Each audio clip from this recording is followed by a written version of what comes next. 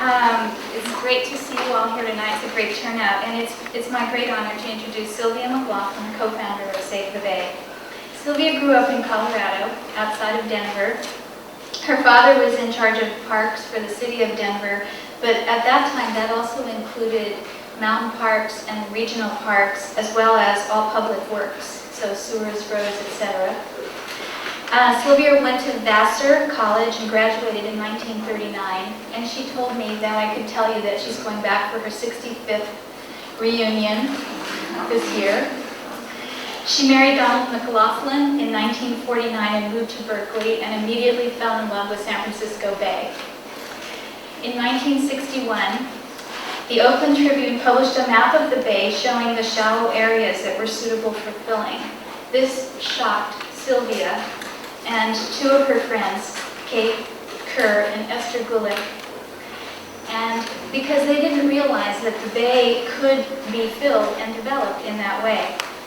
So they decided to start an organization. This is the short story. She's going to tell you the long story of how they created the Save the Bay organization. And this was also at a time before the Environmental Protection Agency was formed and before a lot of the environmental laws that we know today, like the Endangered Species Act and the Clean Water Act, were passed. Their campaign to save the bay started with a grassroots effort that has given inspiration to succeeding generations of grassroots organizations. Their hard work and creative thinking and persistence achieved a remarkable feat. And please join me tonight in welcoming Sylvia McLaughlin, who's going to tell us the story.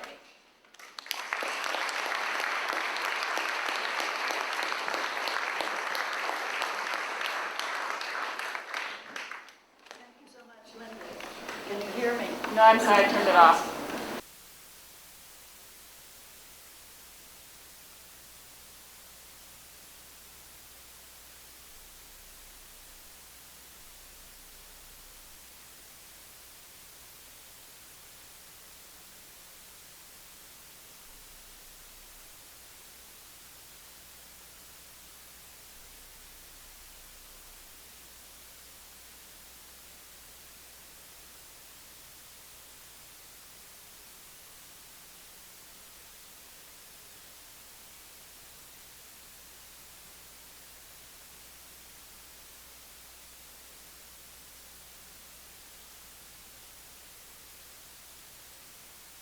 My title today was 4 Decades of Saving the Bay. This is also quite a challenge to talk about over 40 years of saving San Francisco Bay in the next 45 minutes or so. But I'll give it a try. So, it's just wonderful to see so many friends here. And and also people that I'm sure are aware of the work we have done, so they can tell me if I've left out anything. For my own curiosity, how many of you here are members of Save the Bay? Oh, terrific. Thank you very much. Anyway, I hope you will bear with me because this is probably an old story to you. First, I'll give a brief historic background, then Save the Bay's beginnings, its evolving priorities, some current Bay issues and positive happenings, my present focus, and lastly, a few comments and suggestions. Then I will be glad to try to answer any questions. Perhaps some of you have visited the new outdoor exhibit, Forces That Shape the Bay, at the Lawrence Hall of Science. How many of you have been there? It's well worthwhile. That geological history goes back many hundreds of thousands of years. I hope you will travel back with me in time, only some 230 years ago, if I figured it right, and visualize San Francisco Bay as it was then, with about 1/3 more water surface and with an abundance of waterfowl, salmon, and shellfish.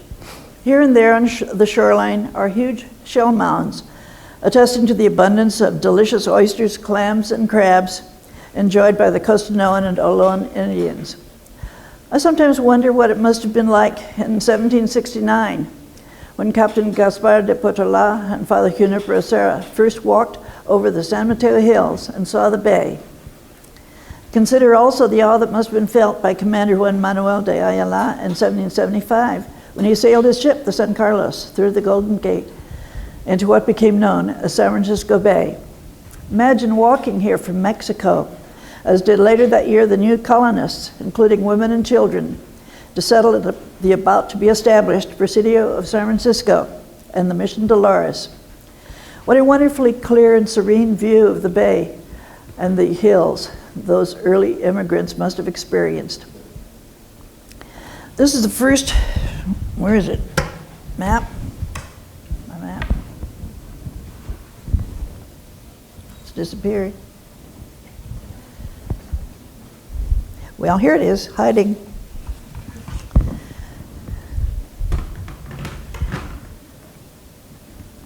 You can come up and see it afterwards. This was drawn by Jose Cañizares, and it was the first map for navigation of San Francisco Bay, drawn in 1776. It's also rather nice to know, according to diarist Juan Crespi, that in 1772, the Cal campus was a stopping point and possibly a camping place for a scientific team of the Don Pedro Fages expedition. They were doing an observation or sighting to the Golden Gate. The bronze plaque commemorating this event is in the eucalyptus grove near Strawberry Creek, just east of Center Street. Perhaps the Water Archives of Bancroft Library has Crespi's full account. That would be so interesting. Now let's push the fast forward button to the next century and the gold rush of 1849.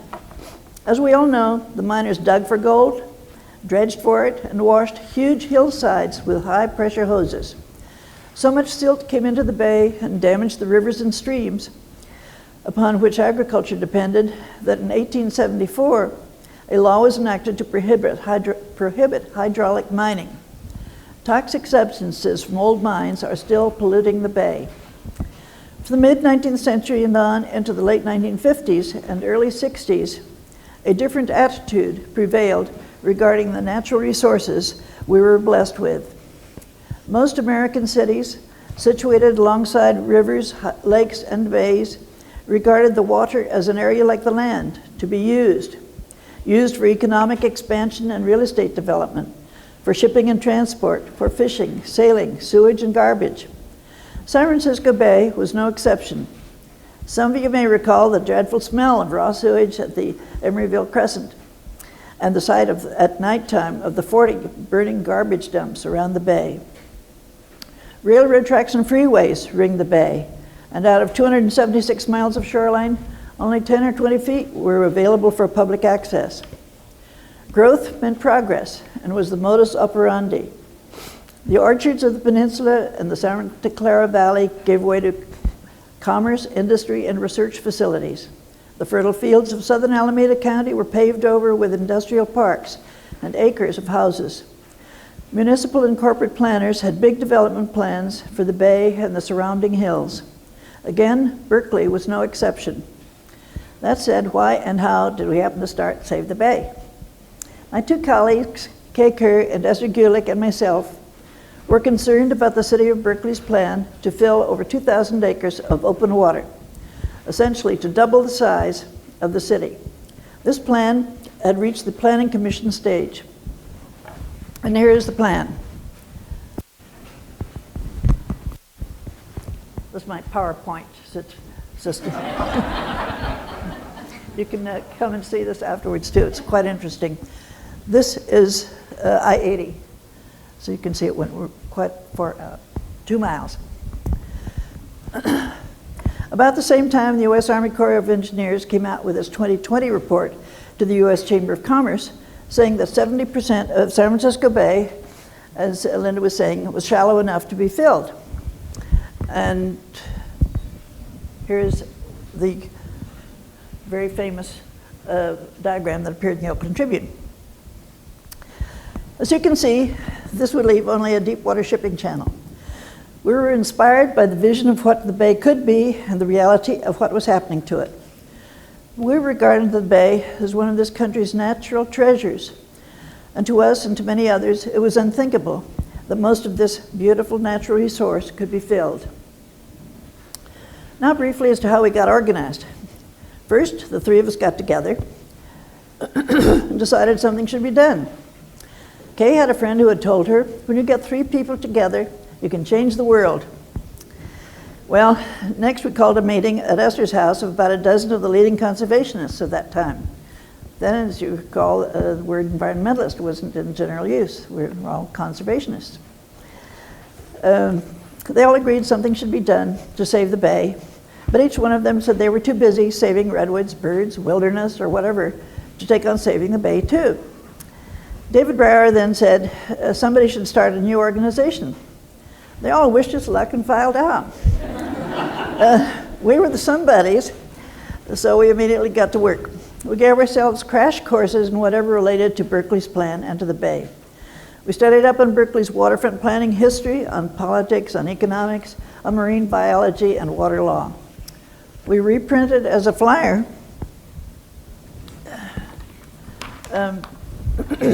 this diagram that I showed you of the Corps of Engineers with our invitation to join Save the Bay. And we sent this to all our friends using our Christmas card lists and whatever, and to many lists of names that friends sent to us. We wanted lots of members, so as some of you may recall, the membership fee was $1. I'm sorry it isn't still. There was, as I said, a 90% response to this first letter. Unfortunately, we didn't have an academic background in environmental studies. And I'm so glad they have these environmental studies courses now. However, we did have a multidisciplinary approach. Kay had been a journalism major, so she did most of the writing. Esther was an econ major, so she kept the books and recorded the hundreds and later thousands of members on 3x5 cards kept in shoeboxes. I, as a French major, did pretty much whatever else needed to be done, including speaking at public meetings and hearings. Actually, I personally felt unqualified to be speaking out authoritatively to those with multiple degrees or to those in official positions. When I mentioned this to my friend and neighbor, Professor of City and Regional Planning, Jack Kent, he said to me, "Sylvia, you can do whatever you determine you want to do." So after that good advice, I didn't worry, or at least I didn't worry quite as much. We were lucky in so many ways. The bay was very visible. Those who drove by or looked down on it could see a steady procession of garbage and dump trucks, filling the bay and creating land where there had been water. We were very fortunate in having a few university faculty friends who at council meetings generously provided their expertise to support our biases. We were also fortunate in having many dedicated volunteers who helped with mailings and who attended countless meetings and public hearings. As I said, Berkeley's massive field plan had reached the planning commission stage, and there was no time to lose. We tried in every way we could think of to dissuade the council from proceeding with this plan. We invited each councilman, and there were no women in those days, to meet with a small group of us, that's each city councilman separately, to meet with a small group of us and with a friend of Kay's who is a Bank of America executive specializing in making loans to marinas. He described his experiences and the financial difficulties that some of them had had. Because he spoke authoritatively as a respected businessman, the councilmen were interested, listened, and asked questions. Then we also called a community meeting in which Jim Barnes, Berkeley's planning director, showed their proposed fill plan. And then a good friend and architect, who many of you may have known, Bob Ratcliffe, described Save the Bay's alternate plans, which he very kindly had drawn up for us, showing no fill and no development. At a city council hearing in December 1962, I described our purpose, saying, quote, "We are trying to alert our neighbors and the citizens around the bay to the fact that indiscriminate piecemeal filling can destroy the bay. Extensive filling of shallow water is an irrevocable act. It is similar to destroying any other natural resource. Our organization believes in the value of open water. Open water requires no maintenance. It does not deteriorate with age, become unsightly or worn out. It does not create dirt, smog, or noise. It does provide free beauty and recreation, water commerce, and navigation. These are valuable and cherished uses. In a regional context, we stand for promoting beauty of the shoreline, recreation, conservation of wildlife, and the preservation of the maximum amount of open water. Nature has been bountiful in the Bay Area, providing a vast open space to renew the spirit of urban man. What right have we to destroy this heritage? We urge the City Council to decide in favor of the true values of the future. These goals should not be limited in terms of current tax needs, but considered in terms of the needs of future generations," end quote. Well, the council apparently did listen to our message, and in 1963 adopted policies that reflected a fundamental change. They agreed to drastically limit any further fill, promote recreation and open space for the existing filled land. And that small diagram there shows that plan that was enacted 1963 and later in 64. And it also shows the extent out, you can see the faint line where the bulkhead line was, where the fill would have gone out to, the end of the Berkeley Pier, as it was in those days. This interim general waterfront plan said that further study should be made of a feasible method of acquiring the private lands south of University Avenue and north of Gilman to prevent further filling and to make lands available for public recreation. Those were all owned by Santa Fe Railroad. While we were busy promoting alternative visions for Berkeley's waterfront, it became clear to us that Berkeley was but one example of the over 30 fills that were being planned on other waterfronts around the bay. A mid-60s plan designed for Santa Fe, extending from Emeryville through Albany, that was one of the first regional plans, included several large islands and a golf course. In the South Bay, a group known as West Bay Community Associates had a grandiose plan to take down a good portion of San Bruno Mountain and flatten the top for housing like the hills around Los Angeles. The dirt would be used to fill an area of over 10,000 acres from San Francisco Airport nearly to San Jose. Plans for offshore freeways and for several additional bridges were being seriously considered. It was very apparent that state legislation would be the only effective way to halt the rapid and widespread filling of the bay.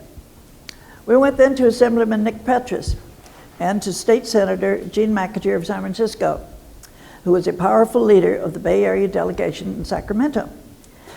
He also owned a restaurant on the bay in Sausalito, so maybe that helped him relate to our cause. He agreed to propose legislation for a study commission. It easily passed, and this commission of its 12 weekly hearings resulted in a report to the legislature recommending a governmental mechanism of to balance competing interests and to guide conservation and development of the bay and its shoreline. This led to an enactment in 1965 of the McAteer-Petrus Act, providing for the establishment of the San Francisco Bay Conservation and Development Commission, better known as BCDC.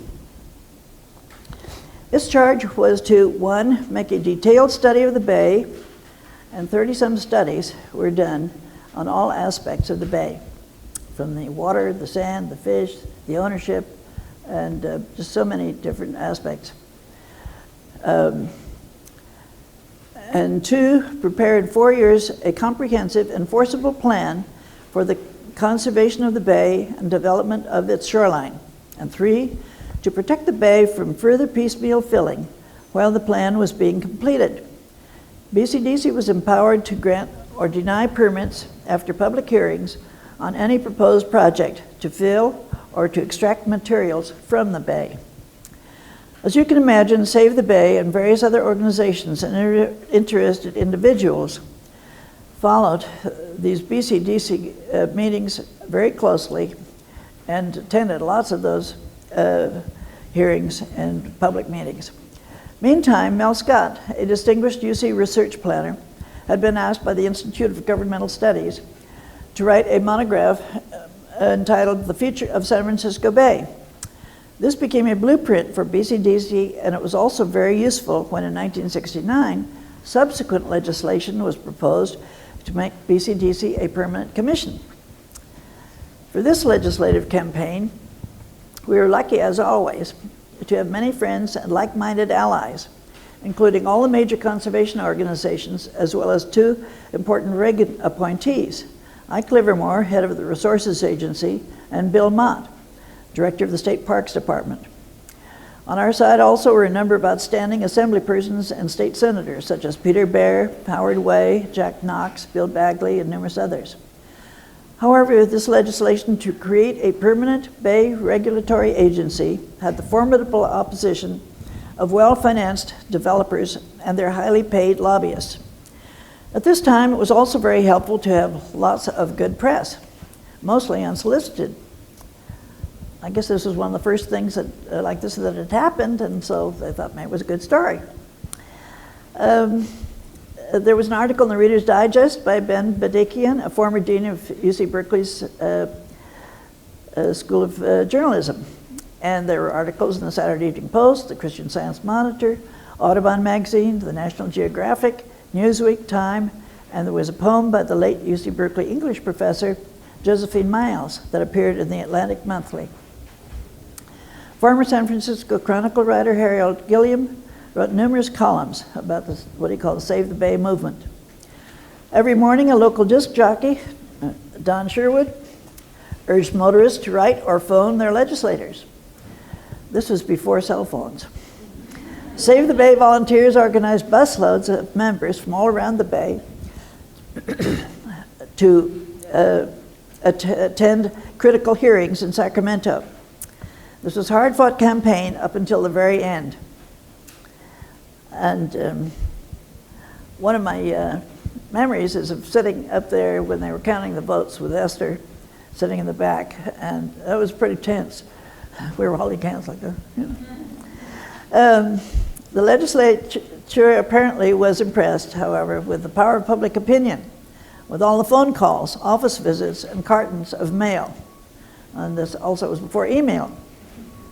Because finally, the Save the Bay Bill won, I think by one vote, in the spring of 1969, and was signed into law by then Governor Reagan.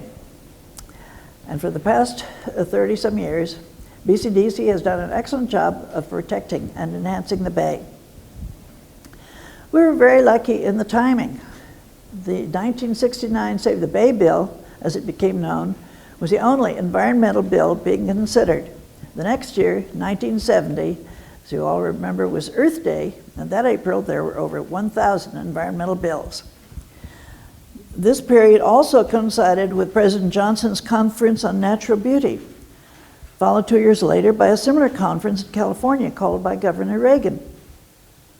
It was that time that the signs you see on certain scenic highways have the little logo of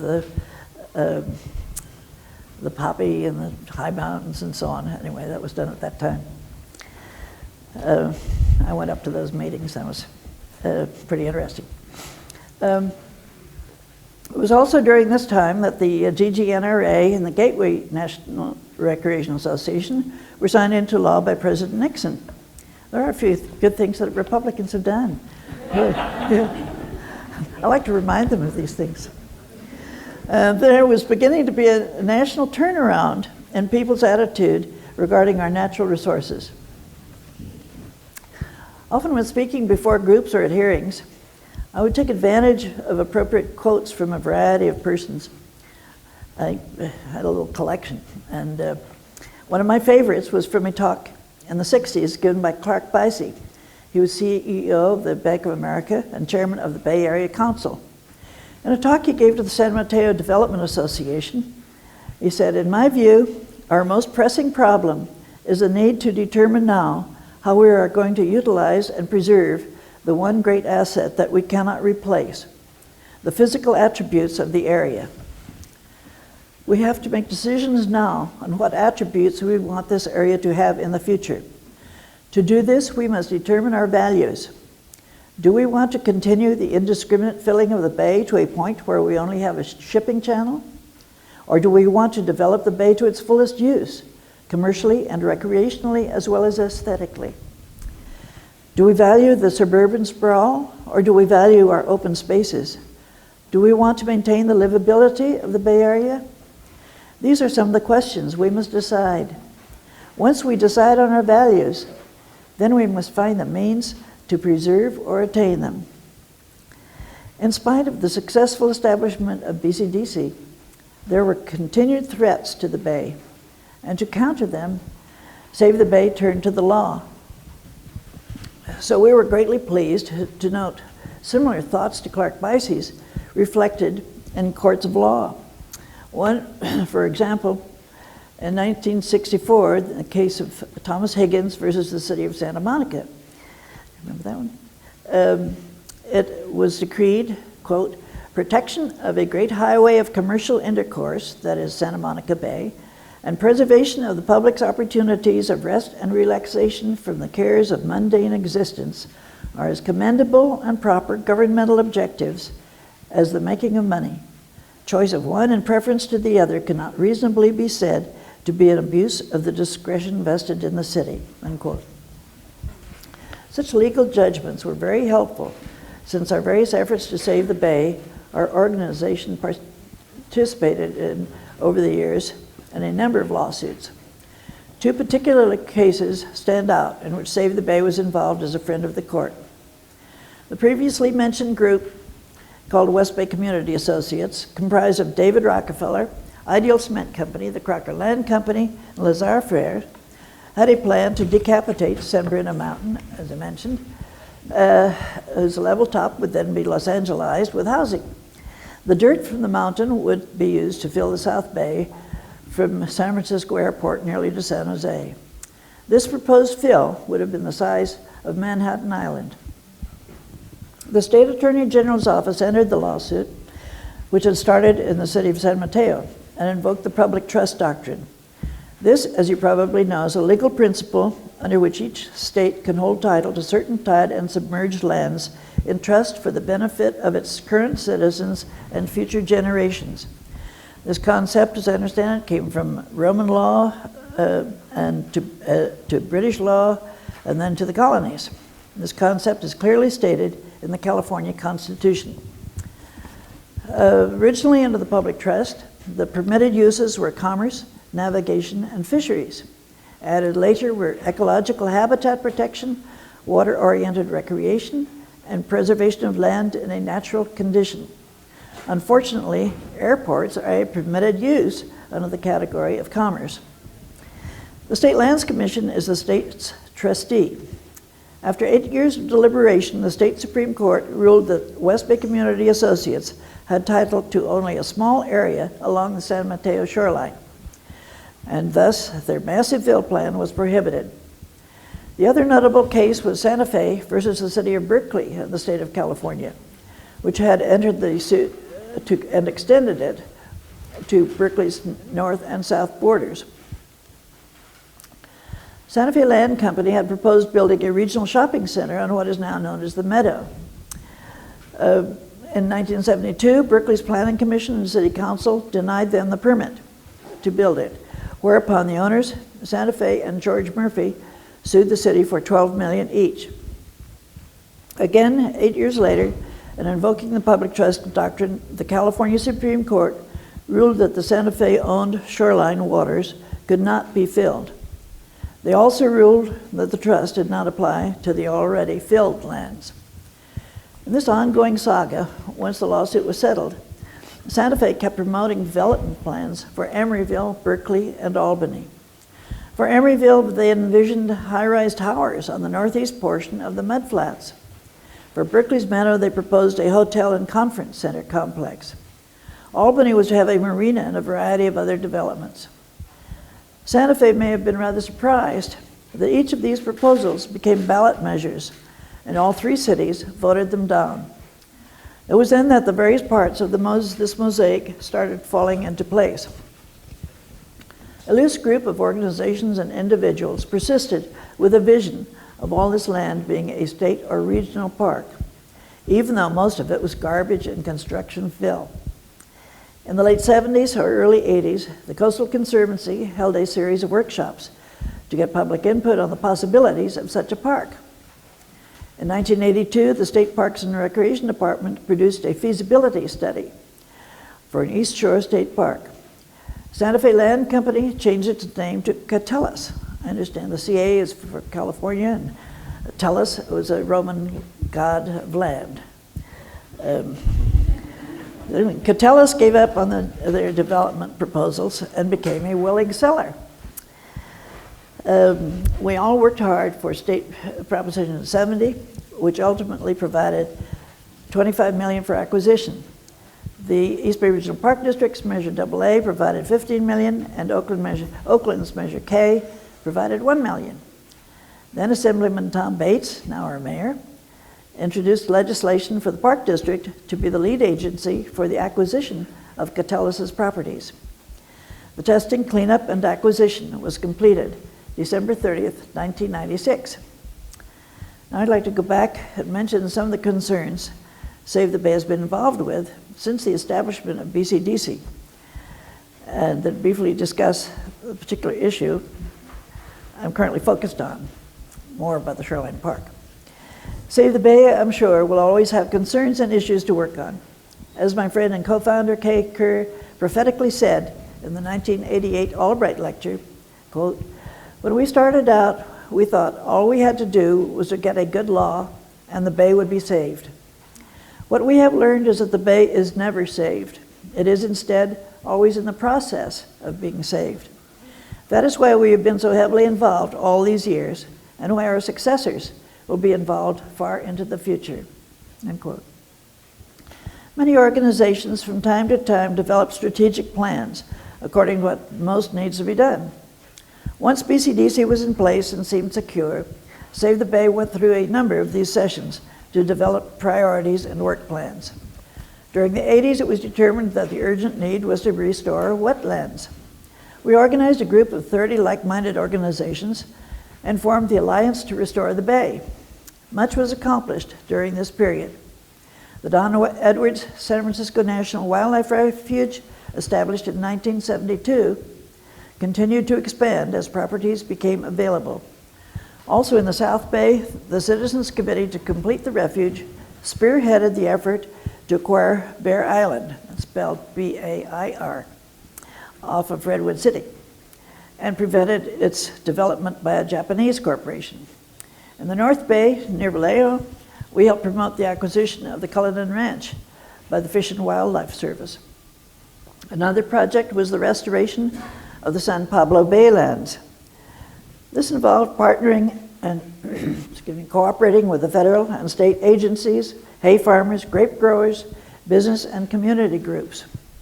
This 30,000-acre region has now become, largely due to the work of Save the Bay's Mark Holmes, a valuable wetland resource rather than the urban sprawl that is covering nearby agricultural lands and oak-shaded hillsides. Mark is now doing valuable work with the Bay Institute. More recently, Save the Bay was helping to promote the successful acquisition of a large swath of Cargill salt properties in the South and North Bays, which I'm sure you've read about. So instead of continuing to shrink happily, San Francisco Bay is getting larger. Once again, some years ago, Save the Bay held a long-range planning process aptly called Task Force 2000.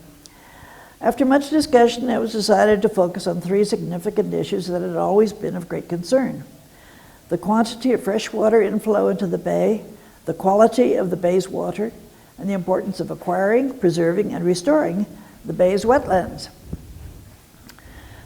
The wording changes from time to time, but basically, it seems to me that Save the Bay's issues have remained pretty much the same.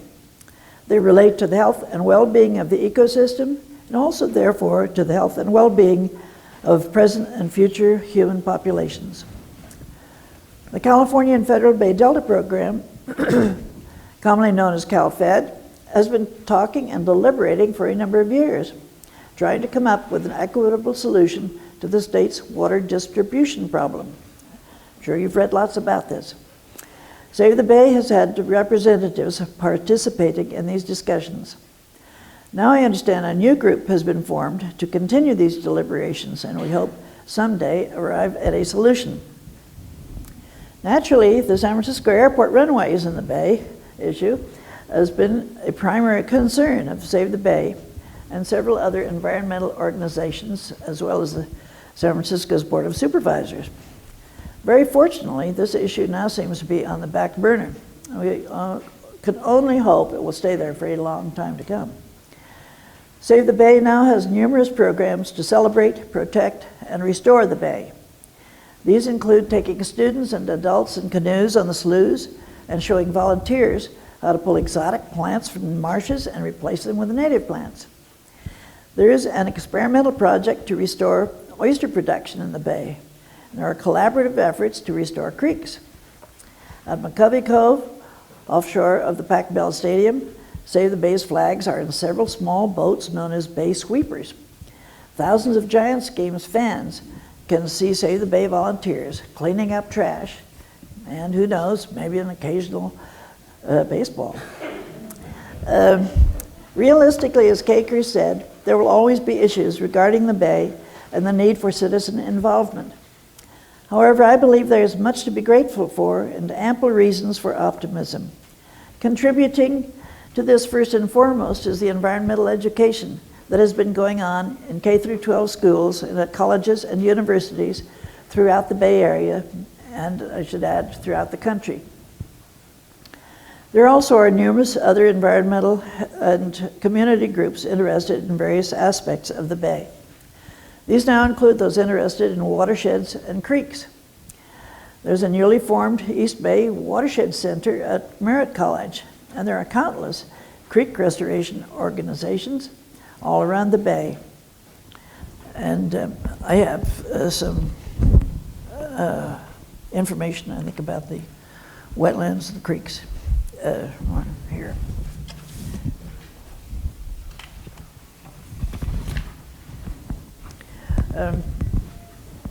There's also been a growing interest in the value of wetlands, the importance of regaining and replacing some of what over the years was lost through fill or industrial use, such as the salt ponds. Another important plus has been the increase in shoreline parks. Our dream is coming true of San Francisco Bay having a necklace of shoreline parks linked together by the Bay Trail. A few weeks ago, there was a wonderful celebration at the completion of Berkeley's section of the Bay Trail. This trail encircling the Bay is now halfway completed, and its use will also add to people's awareness and appreciation of the Bay. San Francisco Bay is a wonderful example of John Muir's often quoted comment that all things are hitched together. We now realize that the Bay is connected to weather and to watersheds, creeks, and wildlife refuges, and to the maritime industry, to boating and water-related sports, to wildlife observation, to upland trails and recreation areas, shoreline parks, and outdoor classrooms. In the broader context, it's connected to the Delta and Central Valley, to population, agriculture, fisheries, to urban development and sprawl, to the state budget, and to our quality of life. The good news is that over the past 40 years, a lot more people of all ages are connecting to the Bay and have become aware of its numerous problems and are working to make it better.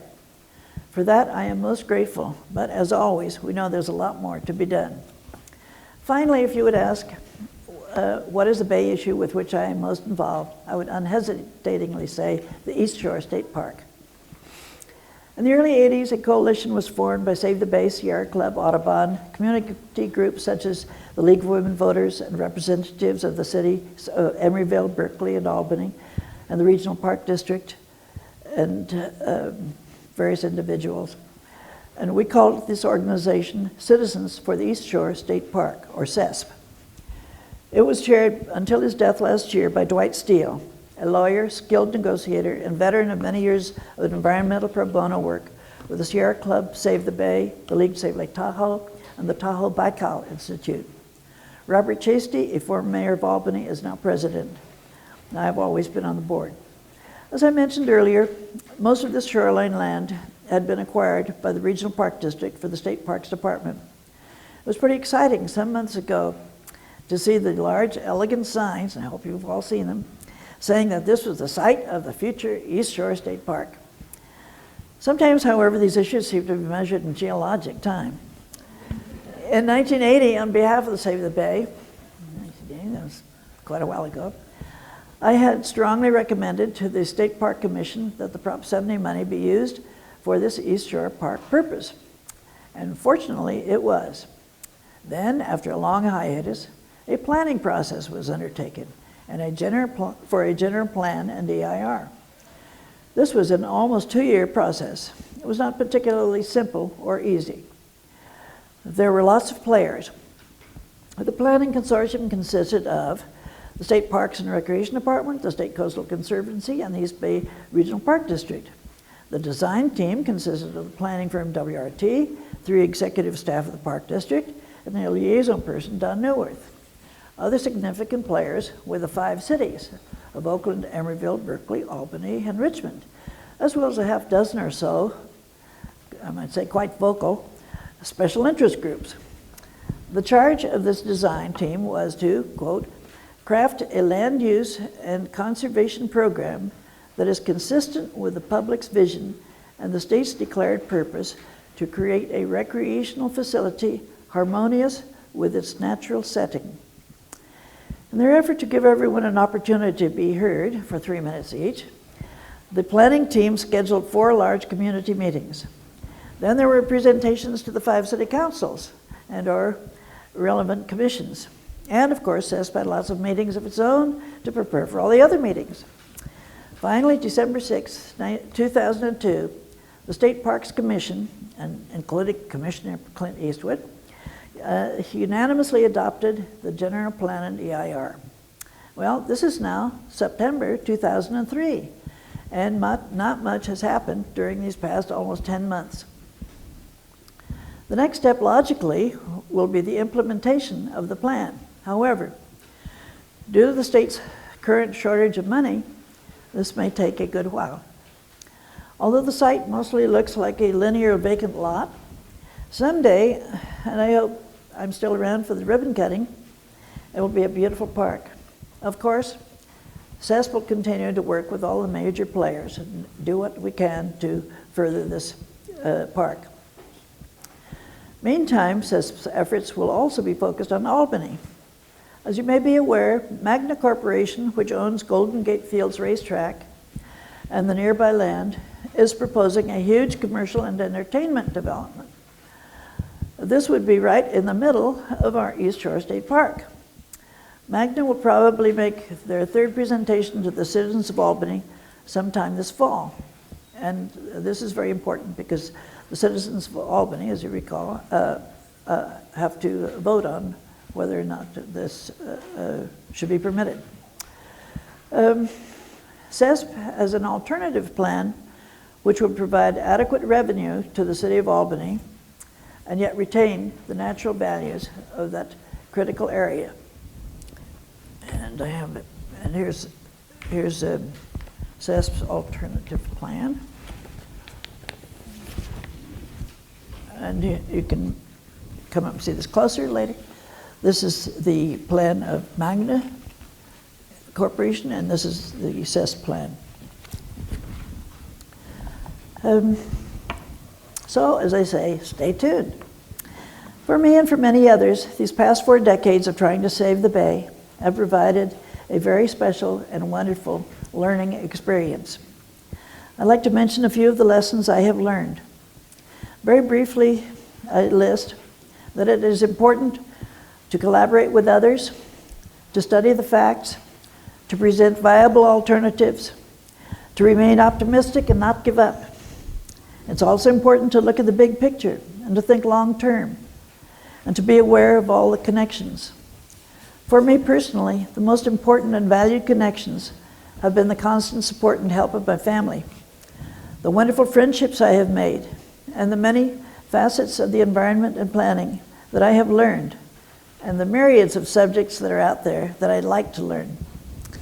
While we may not have changed the world, perhaps our Save the Bay efforts prove that a few determined and persistent individuals working together can make a difference, and groups of individuals working together can make an even greater difference. Each one of you can help make a difference. The price of saving the Bay will always be the eternal vigilance of concerned citizens. We are the ones who can determine our choices and make our vision of the future happen.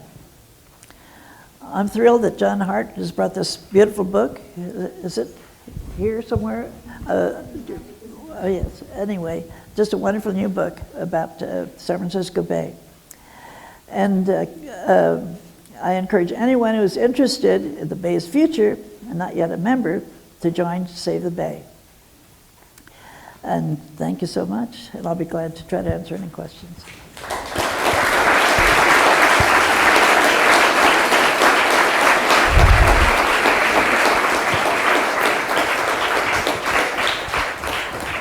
We have plenty of time for the comments and questions. One of the important things in this colloquium is to have the time for ideas to sink in, not just run away after you talk. So we have plenty of time, so please use the time to ask any questions or make comments. Yes?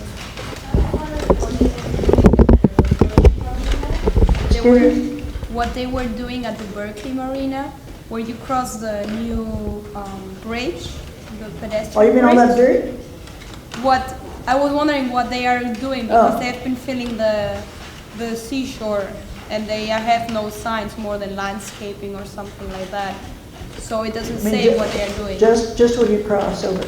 Yeah, Yes. Berkeley Marina. Well, there's a fellow there who has a lease to use that as sort of a parking lot for dirt.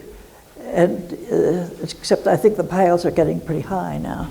I think there was there've been a few lawsuits about it and so on, but that will probably go on until the park takes shape a little bit more, because it is a certain amount of revenue, and it's on a month-to-month lease. But I agree. I think the piles are getting a little high now. Thank you.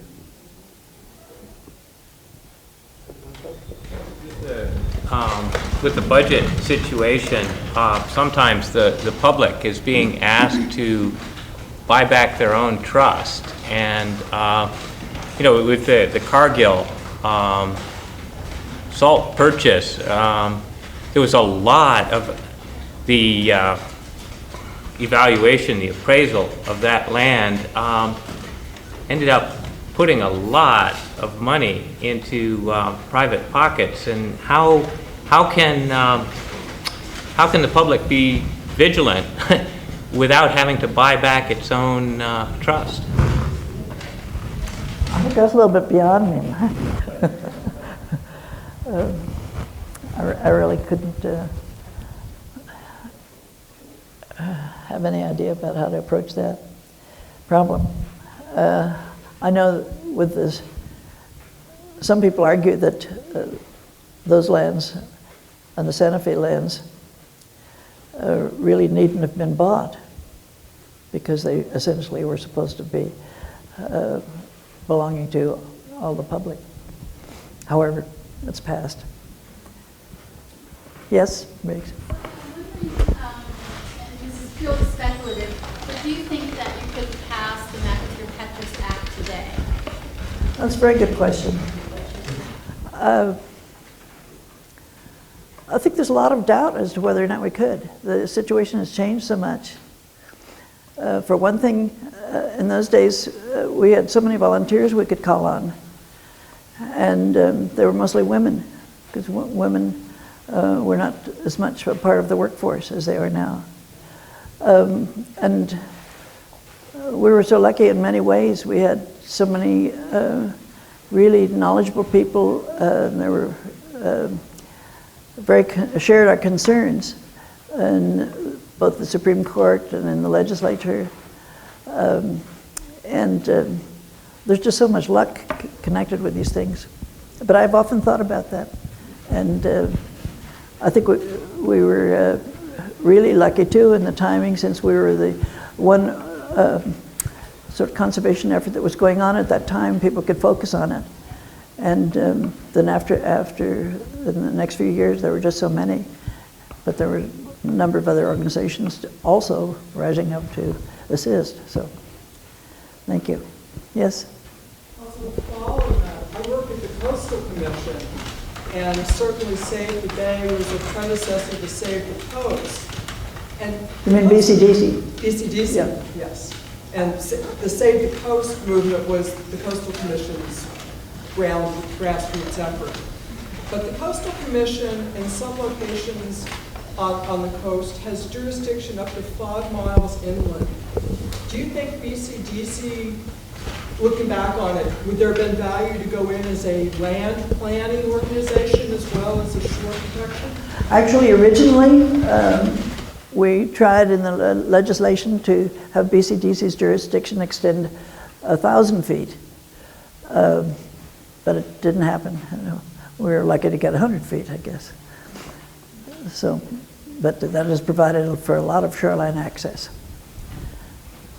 So, yes. Save the Bay active with regard to water conditions in the bay. About 10 years ago, George Miller managed to push through a requirement for the Interior Department to turn 800,000 acre-feet down through the bay. Now that seems to be on the verge of being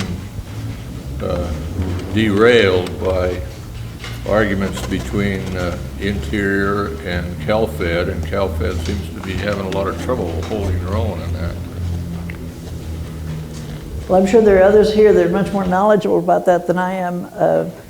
As a matter of fact, I'm no longer on the Save the Bay board. I retired from that several years ago to go on to other things. So I'm not really sure just to the extent of their involvement. There are other organizations, such as the Bay Institute and NRDC and various others that are particularly focusing on the scientific aspects of the bay, the water and so on.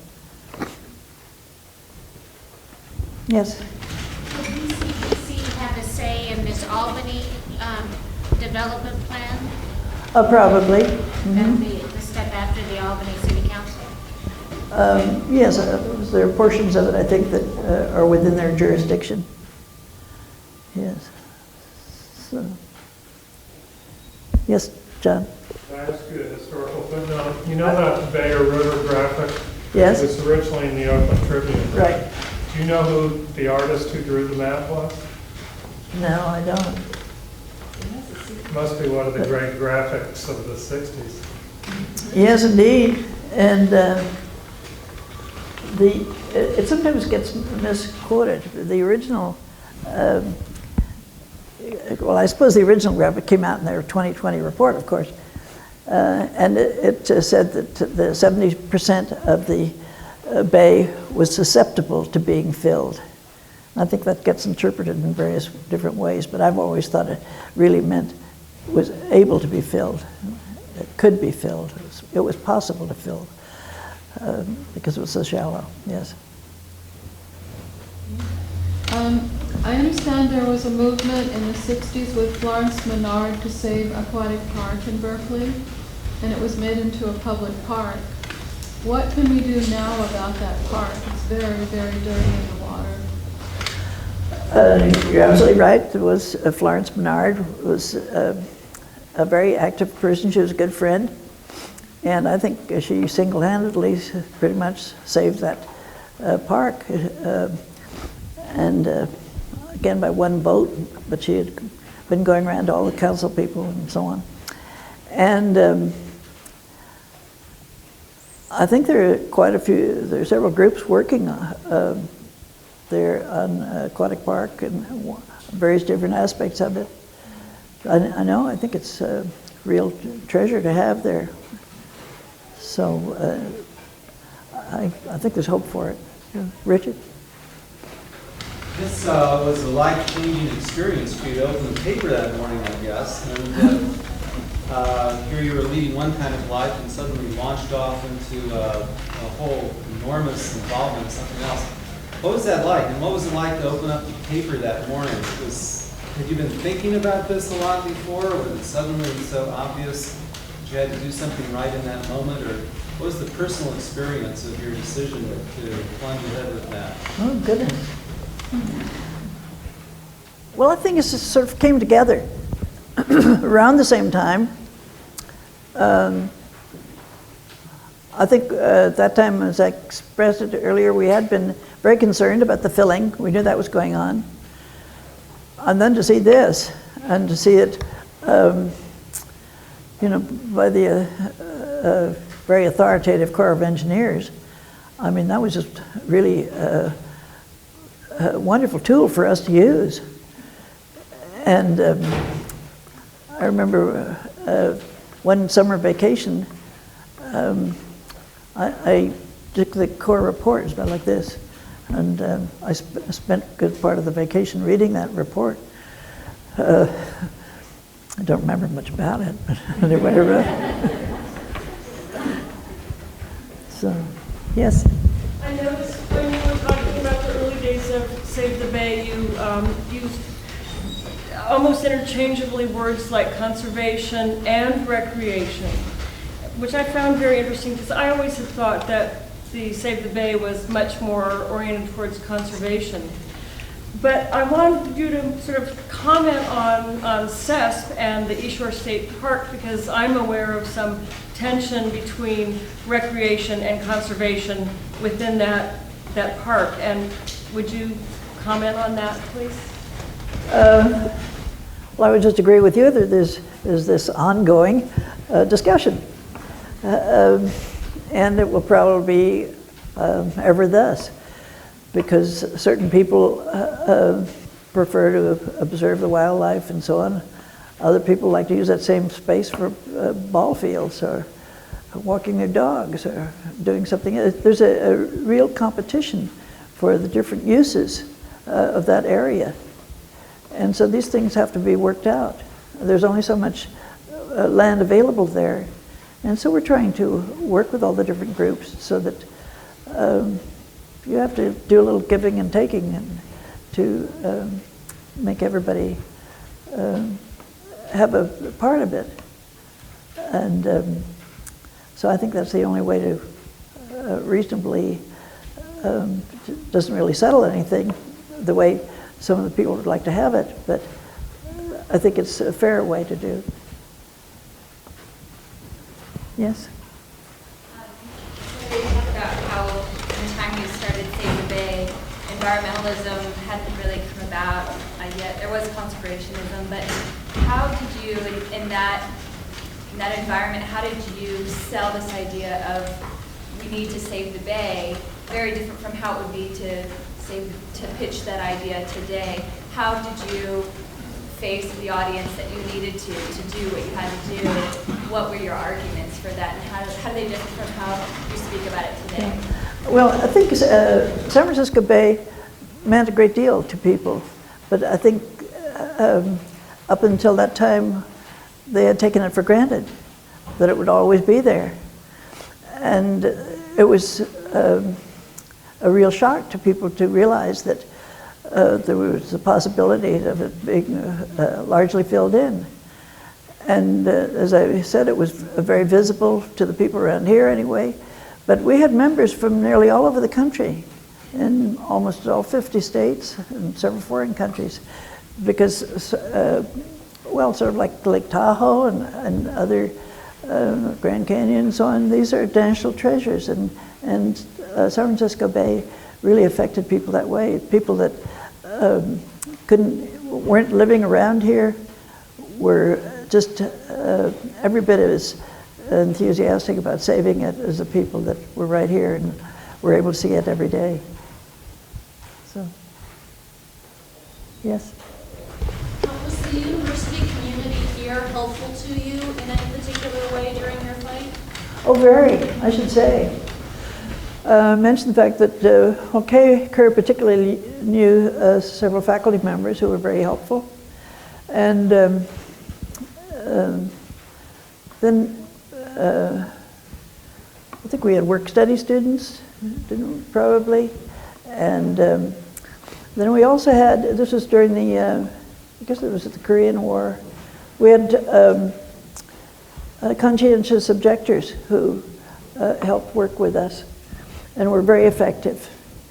And they sort of did kind of secretarial work and so on. But and then they went on. I think we helped educate them in a way, and so they went on to careers that used the experience they had had with us.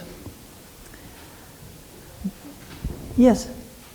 No. It's a good idea that it's fortunate that the Raber plan had faded away shortly, or somewhat before you.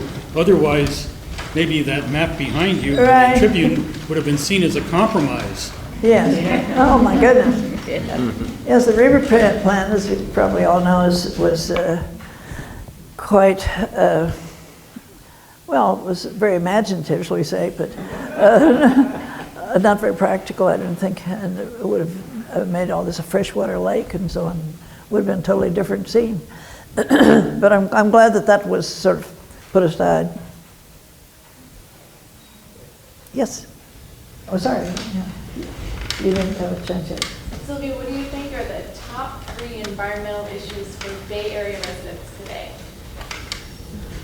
Well, it sort of depends on what the individual is most interested in, I think. I mean, goodness, that's a difficult question because would be different from so many different standpoints, I think.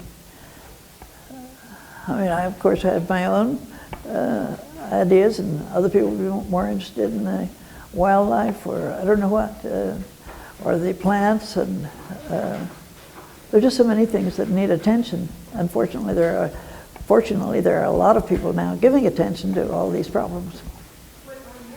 Excuse me? You mentioned yours would be different than someone else's. I'm curious if you could say what yours are. I'm sorry, I didn't quite hear. You mentioned that you thought your priorities would be different than somebody else's, but I'm curious what your priorities would be. What mine might be?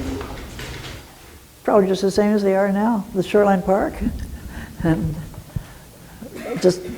all that Save the Bay stands for, and the multitude of other environmental organizations I belong to. So, yes. Well, what about water quality with the EPA backsliding on standards and lowering or raising the levels of contamination? How do we work on that? Well, I guess it's like we work on any other political problem, just keep badgering them with your messages and letters and getting groups of people to protest and object, and offer better plans, and so on. It's just, as Kay Kerr said, it's just ongoing. There's always something to do. Maybe that's a good thing. So. I want to very quickly the message that I have learned from this and the lesson I have learned from this. The message is your talk and your experience epitomizes what citizenship is all about. I think that's what it eventually boils down to. Somebody simply says, reads the newspaper and says, this doesn't seem right. And then out of this whole thing develops, and out of it, probably how you convince people probably came from the heart. And the second lesson, this I am myself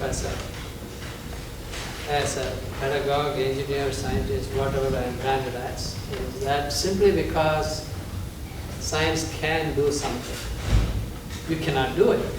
That is the lesson that we are getting into in the late 20th century and early 21st century, having been in the shadow of the Industrial Revolution for so long. We are now beginning to realize, just like a teenager knows responsibility, we are beginning to realize that simply because science and technology can do something, we cannot do it anymore. And then we have to have all components of society come in to do it. That is the lesson that comes to us. I'd like Very to say, inspiring. thank you. Maybe we're entering a new era. What would you call this new era? That's what our environmental education and coming together, what all these cliches we use, like transdiscipline, interdiscipline, all these things come together. That's right. That you cannot live in this little world anymore by just technology or by just politics and policy. We have to have these things have to come together. Public trust is a great example. And it was invented, as you said, in the Roman law. That spirit still lasts and it is coming, rolling back now. Yes. Okay. Well, thank you so much. It's been a pleasure.